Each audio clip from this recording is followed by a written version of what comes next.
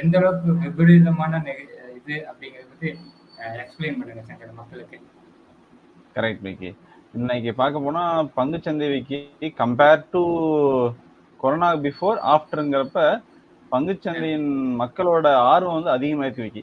அப்படின்னா சொல்ல போனா அதுதான் அன்னைக்கு கம்பேர் பண்றப்ப பிஃபோர் கொரோனா வந்து பங்குச்சந்தையில மக்களோட இருந்த ஆர்வம் காட்டி இன்னைக்கு ஆஃப்டர் கொரோனாக்கு அப்புறம் பார்த்தா மக்களுடைய லைக் இன்வெஸ்ட்மெண்ட்டை விட 2 டைப்பா யோசிக்கிறாங்க.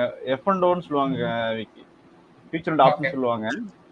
ஸோ அதுல அதிக முதலீடு பண்றதுனாலதான் இந்த 60,000 கோடிங்கிற மக்களின் பணம் வந்து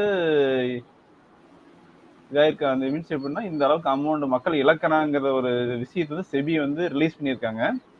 இப்ப ஆக்சுவலா நம்ம எல்லா ஆப்ஸ்லயுமே இல்ல எதுல ட்ரேட் பண்ணாலும் நம்மளுக்கு மினிமம் இங்க ஒரு டிஸ்க்ளைமர் கொடுக்குறாங்க. எப்படின்னா 10 பேர் ட்ரேட் பண்றாங்க